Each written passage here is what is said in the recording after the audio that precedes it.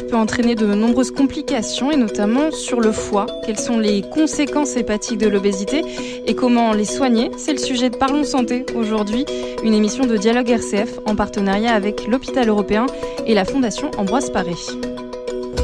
Parlons Santé.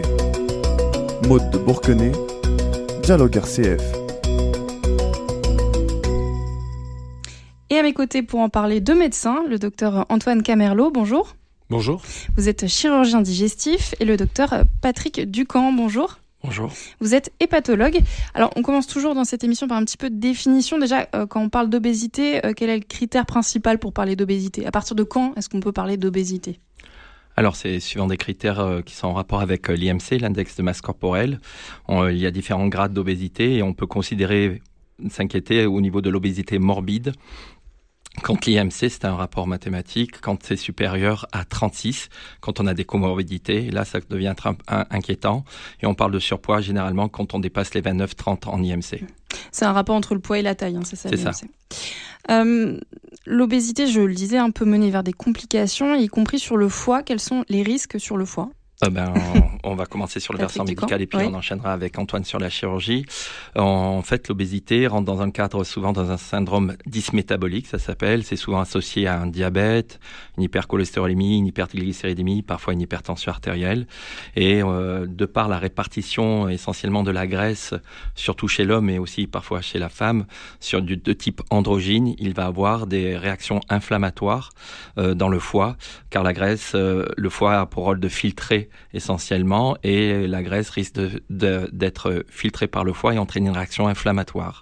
Et ça peut entraîner une hépatite dans un premier temps, associée à un foie gras qui s'appelle la stéatose, et il peut avoir un continuum, une évolution de l'hépatite qui va, après toute inflammation, entraîner une fibrose, et le stade ultime s'appelle la cirrhose. Après, la cirrhose peut évoluer d'elle-même et peut entraîner une des complications les plus graves, et Antoine en parlera, de l'hépatocarcinome, qui est une greffe due à un nodule de régénération qui va se cloner et qui va entraîner un problème cancéreux.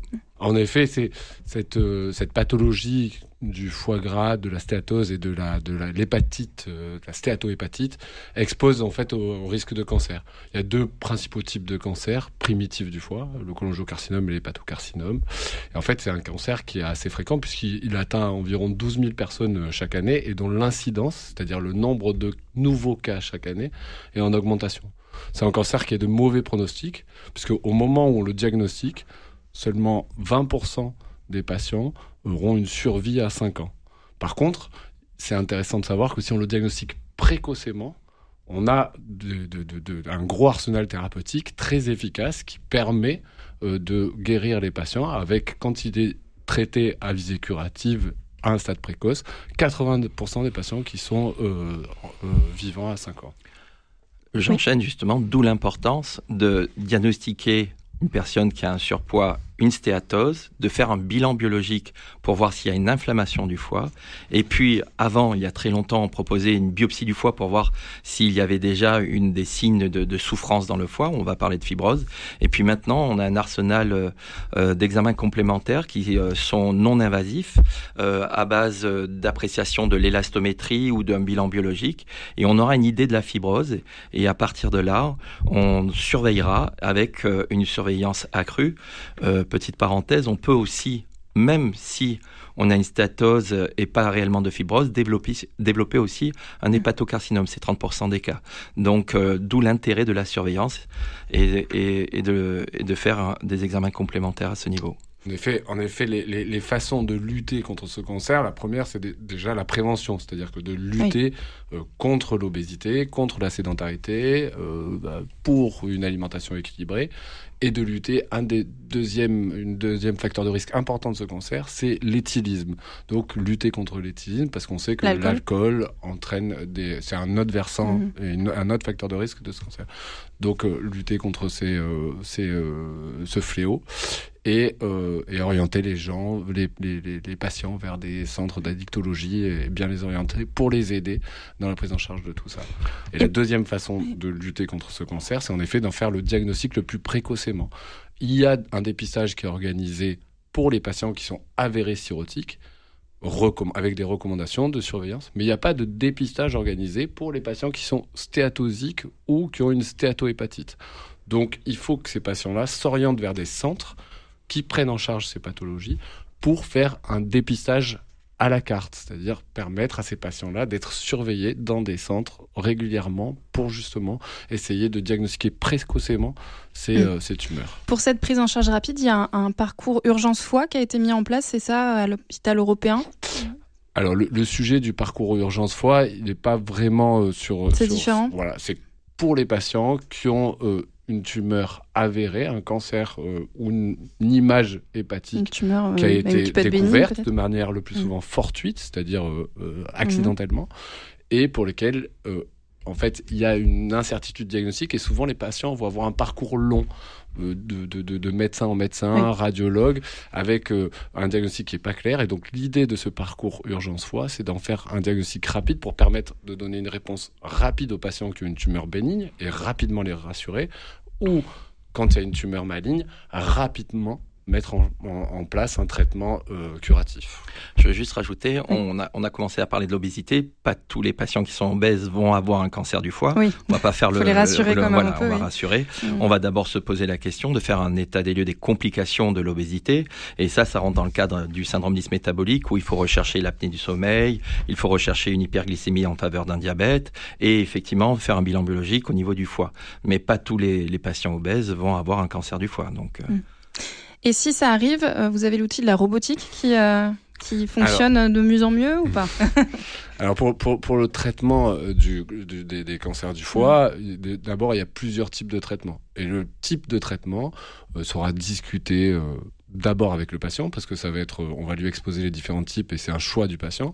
Et ensuite, ce sera discuté en fonction de l'avancement de sa maladie et surtout de l'état du foie sous-jacent. C'est-à-dire qu'en fait, cette maladie survient souvent sur des foies qui ont été abîmés et le type de traitement dépendra du foie sous-jacent. Donc, il peut y avoir des traitements radiologiques, de la radiologie interventionnelle, c'est-à-dire, par exemple, la radiofréquence, venir mettre une aiguille dans la tumeur pour brûler la lésion, ou de la chimioembolisation, c'est-à-dire venir envoyer par l'artère, par une petite artère de la tumeur, de la chimiothérapie au niveau de la tumeur. Après, il y a des traitements oncologiques. L'immunothérapie a fait de grandes avancées, a permis de grands progrès dans le traitement de l'hépatocarcinome. Et ensuite, en effet, il y a le traitement chirurgical. Dans les deux traitements chirurgicaux, il y a la transplantation hépatique, qui est plutôt réservée aux patients qui ont une maladie du foie très avancée. Et il y a la chirurgie. Et dans la chirurgie, en effet, il y a l'approche mini-invasive et l'approche robotique qui a permis de grandes avancées. La chirurgie hépatique, c'est enlever un bout de foie. Le foie, il est divisé en 8 segments. On peut enlever de 1 à 6 segments en fonction de la localisation de la tumeur. Et en prenant soin, bien sûr, de garder un volume de foie résiduel, parce qu'on ne peut pas vivre sans foie, c'est un organe vital.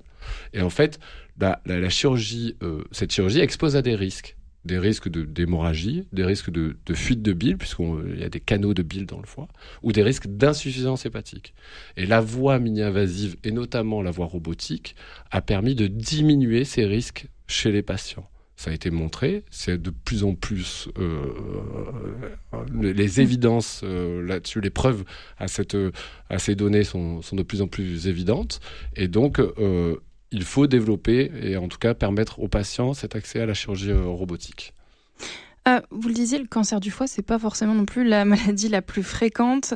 Quels sont les cas les plus fréquents pour vous dans votre cabinet ou dans vos consultations ? Non, moi, en tant qu'hépatologue, je vois surtout l'appréciation de l'état du foie à travers le syndrome dysmétabolique et l'obésité. Et mon objectif, c'est d'essayer de définir quel état de fibrose, parce qu'il y a un continuum de fibrose, ça va de F0 à F4. F0, on considère qu'on a un foie sain. F4, on considère qu'on a une cirrhose, et à partir de là, d'apprécier avec de la manière la plus juste l'état de la fibrose. Et on considère que le F2 est un tournant dans la maladie, et quand on a diagnostiqué sur une échographie avec élastométrie ou un fibroscan ou sur une prise de sang un stade F2, on doit faire attention parce qu'on s'est aperçu que l'évolution, dans 30% des cas, pouvait entraîner des problèmes cardiovasculaires. Donc notre idée, c'est quand on a une fibrose F2 de l'orienter vers le cardiologue. mais aussi de rechercher les complications et notamment, comme je vous avais dit,